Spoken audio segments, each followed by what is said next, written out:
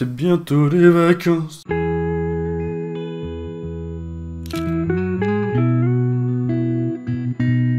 L'été arrive et si vous avez un peu de chance, vous allez en profiter pour partir en vacances. Si vous êtes sur cette chaîne en train de regarder cette vidéo, c'est sans doute que vous aimez la photo. Si vous partez en vacances et que vous aimez la photo, vous allez sans doute faire des photos de vacances. Merci Einstein. Parce qu'on fait pas tous des photos pour des raisons d'expression artistique. Parfois on a juste envie de faire des photos pour savoir faire des belles photos de nos gamins, des belles photos de nos vacances, des belles photos de nos copains. Tout simplement créer des beaux souvenirs pour se rappeler des moments quelques années après, pour pouvoir faire un album, pour pouvoir les partager autour de nous.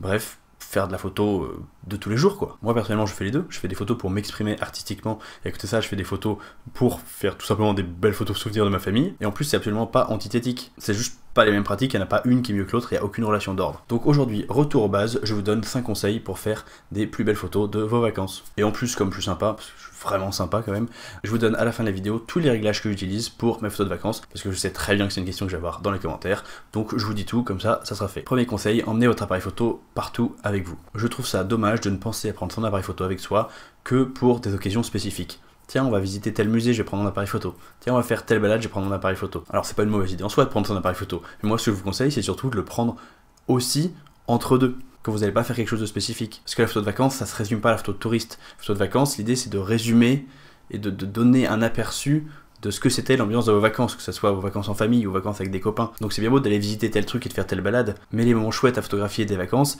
c'est aussi quand on va manger une glace avec les enfants, c'est aussi le petit déjeuner de tous les jours, c'est aussi quand on fait la sieste dans le jardin, c'est aussi quand on va à la plage avec les copains. Pensez à prendre votre appareil photo avec vous tout le temps, parce que les meilleurs moments pour prendre des photos, c'est pas les moments que vous allez prévoir à l'avance, c'est les moments impromptus, les moments de vie, les moments de rigolade, les moments de jeu, les moments pas forcément planifiés. Enfin je sais pas vous, mais moi quand je fais des photos de ma famille, c'est pour créer des souvenirs, et mon moment préféré de ma journée, c'est souvent pas quand on a visité telle église ou telle place.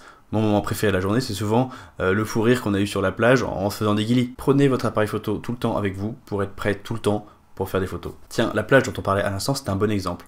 Beaucoup de gens ne prennent pas leur appareil photo à la plage de peur d'abîmer leur appareil photo parce qu'ils ont peur qu'il y ait des petits grains de sable qui se mettent dans des endroits pas cool. Et effectivement, l'électronique n'adore pas les grains de sable, hein. Ça on est d'accord là-dessus. Mais à côté de ça, quel dommage d'avoir un appareil photo et de pas le prendre au moment où ça serait le plus intéressant en fait. J'ai fait une vidéo complète sur la question, je pourrais vous la mettre dans la description si vous voulez, mais je vois pas l'intérêt de protéger son appareil photo en ne l'utilisant pas. Ah oui, forcément, si vous utilisez votre appareil photo, vous allez l'abîmer. Mais c'est pas grave, il est là pour ça. Je vous demande pas de le balancer dans le sable, vous pouvez faire un petit peu gaffe, le mettre dans un sac bien imperméable, entre deux prises de vue et tout ça, et puis faire attention à avoir les mains bien propres quand vous l'utilisez. N'empêche que si vous le prenez pas quand vous allez vivre des moments sympas, vous allez rater toutes les bonnes photos quoi. Donc ayez votre appareil photo sur vous, tout le temps, si possible. C'est pour ça que moi je recommande plus les réflexes. Dès que j'ai des copains qui me contactent et me disent « Ah, je veux changer d'appareil photo, t'as un conseil ?» Je ne conseille plus du tout les réflexes. Les réflexes c'est gros et c'est lourd. Je conseille un bon compact ou un petit hybride, mais c'est beaucoup plus important d'être à l'aise avec son appareil photo pour pouvoir le trimballer partout que d'avoir quelques mégapixels en plus. Le meilleur moyen d'avoir envie de faire des photos et le meilleur moyen de réussir à faire des bonnes photos, c'est tout simplement de le trimballer toujours avec soi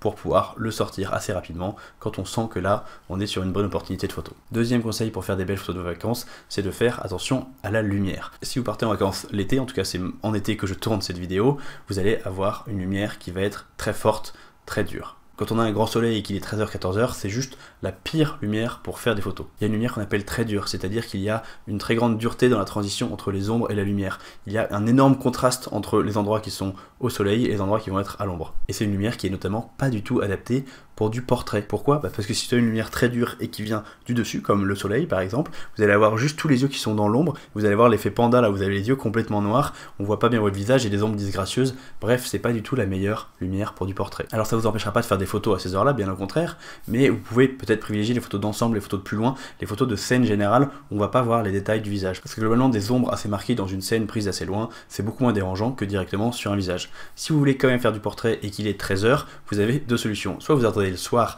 et vous faites des photos à 20h pendant la golden hour, mais ça c'est la solution que je trouve un peu chiante parce que si j'ai envie de faire des portraits maintenant, je veux pouvoir faire des portraits maintenant. Du coup, le petit conseil, c'est tout simplement de se mettre à l'ombre. Alors oui, ça peut être contre-intuitif, il fait super beau et nous on se met à l'ombre, mais non, pour un portrait, c'est vachement sympa, ça va faire une lumière très douce et très uniforme sur le visage, et en plus on peut très bien faire la photo à l'ombre, c'est-à-dire que le visage est à l'ombre, mais en arrière-plan on va voir le paysage ensoleillé, et donc on va bien s'entendre qu'on est dans une situation de vacances, de journée ensoleillée. Donc oui, c'est possible d'avoir les deux, la belle lumière douce et constante sur le visage, et l'ambiance ensoleillée en arrière-plan, c'est ce que j'appelle le portrait en bord d'ombre. Faudra peut-être que je fasse une vidéo là-dessus.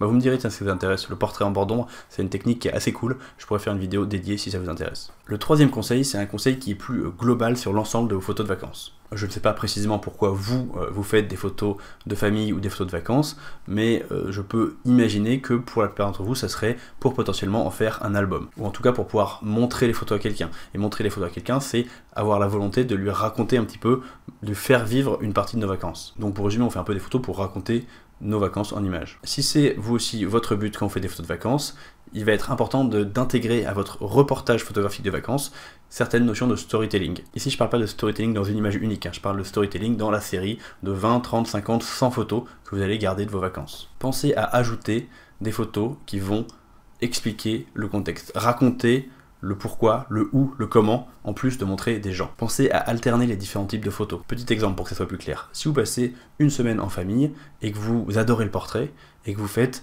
un portrait serré de chacun des membres de votre famille, je sais pas, vous êtes, on va dire, 15 avec les frères et sœurs, les cousins, les grands-parents, vous vous retrouvez avec une série de 15 portraits serrés. Des très beaux portraits, mais en fait, quand vous montrez cette série de portraits à quelqu'un, ou même quand vous imaginez la re-regarder dans 10 ans, qu'est-ce que vous voyez? Vous voyez 10 portraits, 15 portraits, mais vous voyez pas de contexte, ils sont pris où ces portraits, ils sont pris dans quel cadre, c'est quoi qui relie les gens qui sont dans cette série de portraits. En fait, si vous n'avez pas mis d'infos dans la photo ou dans la série de photos, vous allez rapidement vous retrouver avec quelque chose qui est assez déraciné. Une série de photos qui ne raconte pas vraiment vos vacances, mais qui est juste une série de photos spécifiques.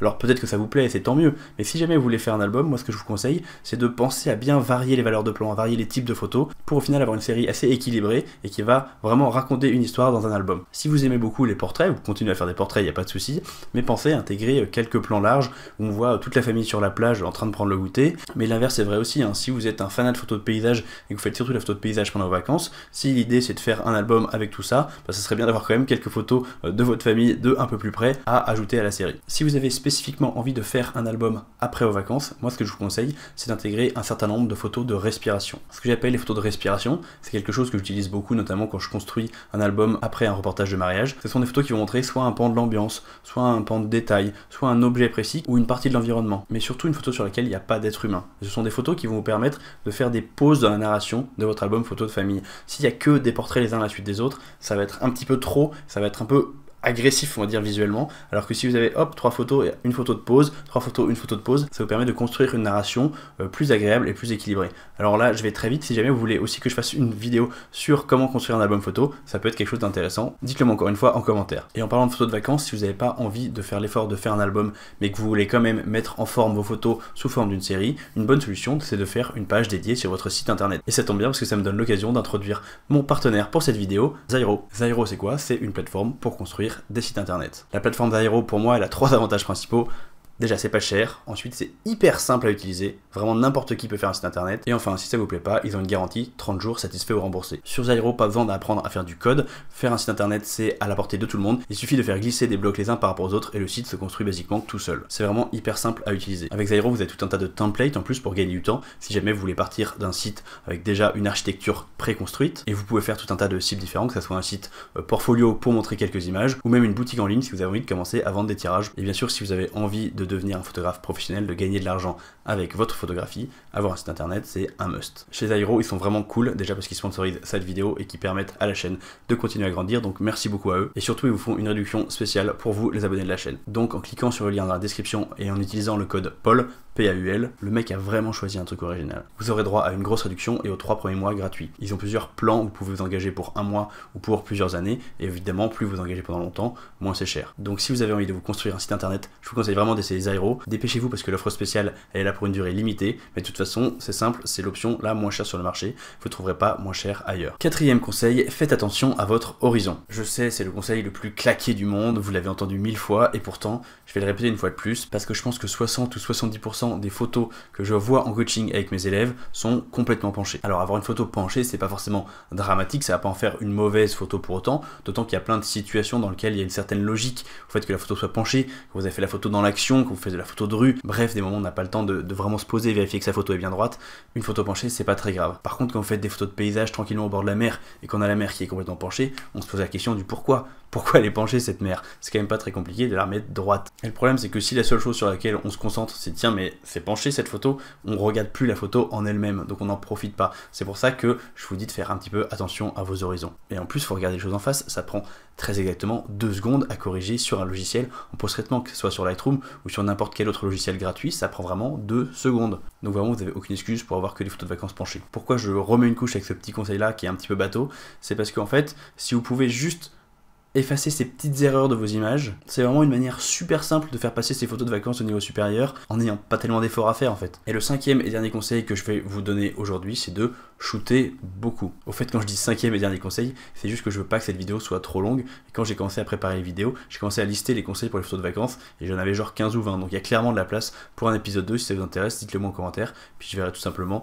si cette vidéo vous a plu en regardant les statistiques. Mais bref, revenons à mon dernier conseil, shooter beaucoup. Quand vous faites de la photo en vacances, concentrez-vous sur la prise de vue et pas sur le reste. Ne pensez pas au tri, ne pensez pas à la retouche, contentez-vous de shooter. Et de shooter beaucoup. N'hésitez pas à doubler ou à tripler une photo, à essayer plusieurs points de vue. Si vous faites des photos de vos enfants ou d'objets mouvements, n'hésitez pas à utiliser la rafale. Faites des images, soyez dans la création, mais soyez surtout dans le moment. Moi, je vous conseille vraiment de vous concentrer sur la prise de vue, de vous concentrer sur la création, sur le fait de faire des images, mais de ne pas passer des soirées entières à faire du tri et de la retouche sur votre ordinateur. Vous êtes en vacances, concentrez-vous sur la prise de vue. Alors pourquoi je dis ça? Il y a 2 raisons principales. La première raison, c'est que parfois, quand on fait des photos, on a tendance à laisser la photo prendre le pas sur le fait de vivre le moment. Et ça, c'est hyper dommage. Je sais pas, petit exemple, vous prenez une photo de vos enfants qui sont en train de jouer et vous regardez ensuite l'image au dos de l'appareil, vous la trouvez pas terrible, mais les enfants ils sont partis jouer ailleurs, vous allez chercher, vous leur dites vous pouvez pas revenir là, on va se remettre ici, refaire la photo. Bref, vous êtes vraiment dans une optique d'avoir vraiment la bonne photo, de construire votre image pour avoir la photo que vous voulez. Mais en fait, c'est dommage parce que vous perdez toute la spontanéité du moment. Vous faites passer